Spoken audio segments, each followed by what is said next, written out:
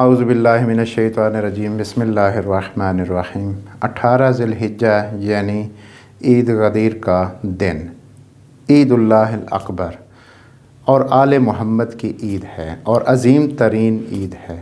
حضرت امام جعفر صادق علیہ السلام سے پوچھا گیا کہ کیا جمعہ، عید فطر اور عید قربان کے علاوہ بھی مسلمانوں کے لیے کوئی عید ہے؟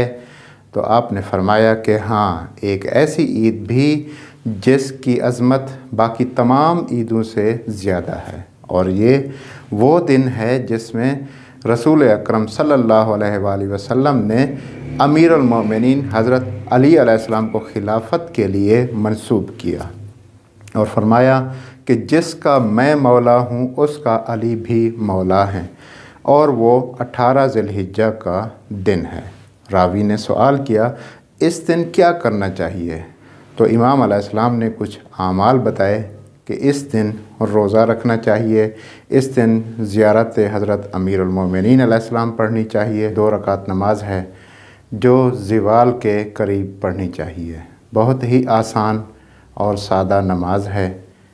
اس نماز کا طریقہ یہ ہے کہ پہلی رکعت میں سورہ حمد کے بعد 1 مرتبہ سورہ قدر اور دوسری رکعت میں سورہ حمد کے بعد سورہ توحید پڑھے، پھر سجدے میں جا کر 100 مرتبہ اللہ کا شکر ادا کرے اور پھر سجدے سے سر اٹھا کر یہ دعا پڑھے، پھر دوبارہ سجدے میں جائے اور 100 مرتبہ الحمدللہ کہے اور پھر شکرا للہ کہے، اور اس کے بعد اپنی حاجات طلب کرے، دعائیں مانگے۔ خداوند متعال اس دن کے صدقے اس کی تمام حاجات پوری فرمائے گا۔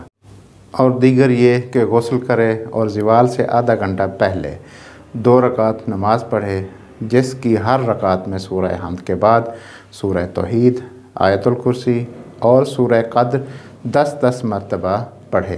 اس کے علاوہ دعائے ندبہ پڑھنی چاہیے۔ اس کے علاوہ سید ابن طاؤس نے شیخ مفید سے ایک دعا کو نقل کیا ہے، اس کو بھی پڑھنا چاہیے۔ جب بھی کسی مومن سے ملیں تو اسے ان الفاظ میں، ان دعاؤں میں مبارکباد دینی چاہیے۔ خداوند متعال سے دعا کرتے ہیں کہ ہم سب کو اس عظیم دن کے صدقے اس عظیم اعمال سے بھرپور استفادہ کرنے کی توفیق عطا فرمائے اور معصومین کے فرامین پر عمل پیرا ہونے کی توفیق عطا فرمائے۔ اللہم صلی علی محمد و آل محمد وعجل فرجہم۔